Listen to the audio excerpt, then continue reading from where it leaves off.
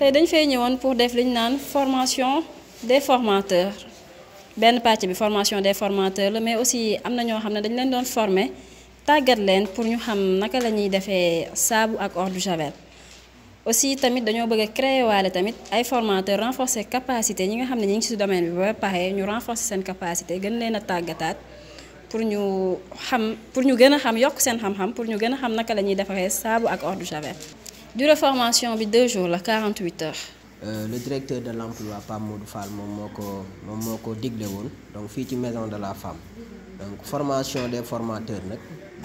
daf ko digle pour ñu renforcer maison de la femme entrepreneur les agents mais aussi pour ñu renforcer aussi la capacité des formateurs yi nga xamante ne ñoom nekkoon nañ fi d'abord aussi ñi nga xamante ne dañuy ñëwaat aussi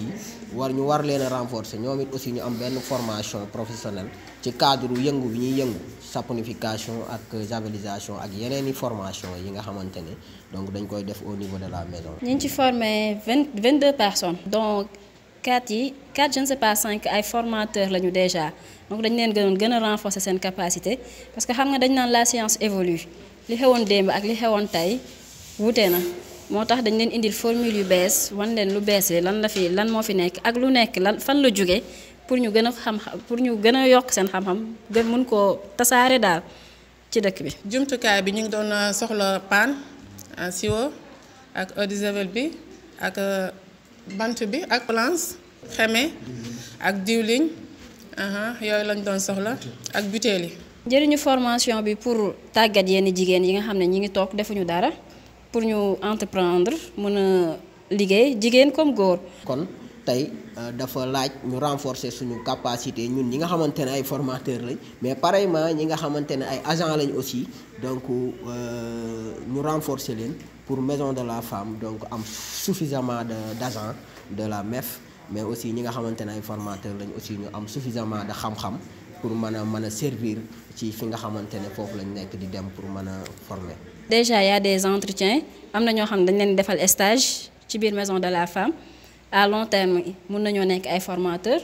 am na ñoo xam ne tamit dinañ leen jàppale gën leen a ñaax su ko defee ñu dem entreprendre parce que y a des commerçants entre nous kon du coup mun nañoo continuer di defar di jaay. dañuy xaar pour ci formation yi pour ñu gën ñoo jàppale gën ñoo dooleel su ko defee ñu mën a génn dem ci àll bi pour former ñeneen. dañuy ñaan yàlla nag formation yi gën di yokku. remercier ki nga xamante ne moom mooy Ndeye Mbili gi donc muy le directeur de l'emploi Pape Modou Fall donc remercier aussi tous les agents de la MEF ñi nga xamante ne ñi ngi ci sama ginnaaw. donc di liggéey fii ci maison de la femme entrepreneur mu nekk benn équipe bu dynamique mais remercier également les bénéficiaires yi nga xamante ne ñëw nañ fi tey ak démb donc subir formation bi amuñu benn problème donc ak ñoom ñu subir ko ci yar ak teggin donc ñu ngi leen di remercier ñoom aussi mais mot de la fin bi mooy mention spéciale au directeur de l'emploi parce que nit koo xamante ne heure bu xëyee donc mi ngi xool lu jëmale donc doomu aadama bi la ñuy wax doomu aadama bi kanam mu di ci dox donc lii firnde la ci te chaque jour aussi ñu gis ko sur les autres domaines ci yeneeni domaine social développement ci fépp mi ngi fay dugal loxoom donc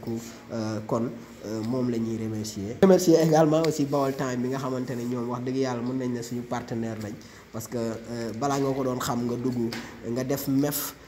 Diourbel nga def MEF nga dugg sur YouTube nga def MEF Diourbel da nga gis ne lépp Baol Time moom moo ko couvrir donc amuñu benn partenaire boo xamante ne dañ ko am feneen fu dul Baol Time donc ñoom aussi également ñu leen di remercier